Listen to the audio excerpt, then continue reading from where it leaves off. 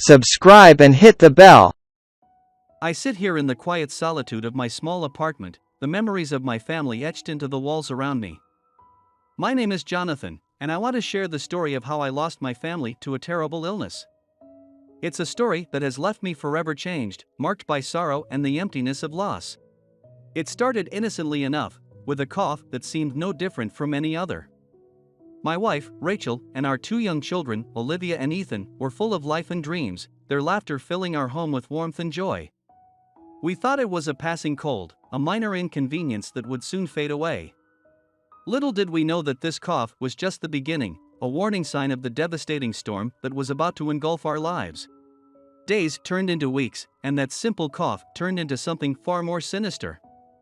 The doctors diagnosed Rachel with a rare and aggressive form of cancer, a cruel enemy that had invaded her body. The news struck like a thunderbolt, shattering our world and leaving us trembling in fear and disbelief. We fought with every ounce of strength we had, battling against the relentless progression of the disease. Rachel endured endless rounds of chemotherapy, radiation, and surgeries, all in the hope of buying precious time. Olivia and Ethan, too young to fully understand the gravity of the situation, clung to their mother with unwavering love and innocence. But the illness was relentless, devouring Rachel's body and leaving her a mere shell of the vibrant woman she once was. The laughter that once echoed through our home faded into a haunting silence. I watched helplessly as the light in her eyes dimmed and the weight of despair settled upon my shoulders. As the months passed, our days became a blur of hospital visits, sleepless nights, and the constant battle to maintain a semblance of normalcy for the children. Olivia and Ethan clung to their mother's frail hand, their innocence slowly eroded by the harsh realities of sickness and loss. I tried to shield them from the pain, but it seeped into every corner of our lives, an invisible specter that refused to be ignored. And then, one fateful night, as I held Rachel's hand, she took her last breath, leaving behind a void that could never be filled. The room filled with an unbearable silence, broken only by my sobs and the quiet whispers of goodbye. I had lost my anchor, my love, and the center of our family. In the aftermath of Rachel's passing, I found myself adrift, lost in a sea of grief and confusion.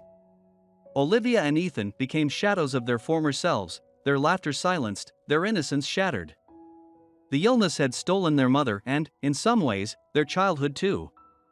I tried to be there for them, to offer comfort and support, but the weight of my own sorrow was overwhelming. Slowly, we began to rebuild our shattered lives, one tiny piece at a time. We sought solace in shared memories and found strength in the love we once had. Olivia and Ethan learned to navigate the world without their mother, and I, too, learned to redefine my role as a father and provider. The pain of losing my family to a terrible illness will always linger within me, an ache that time cannot erase. But in the depths of my grief, I have discovered a resilience I never knew existed. I carry the memories of Rachel, Olivia, and Ethan within my heart, their spirits guiding me forward, even as I navigate the bittersweet journey of healing. Life may never be the same, and the emptiness left by their absence may never be filled, but I am determined to honor their memory and find purpose in the midst of this unimaginable loss.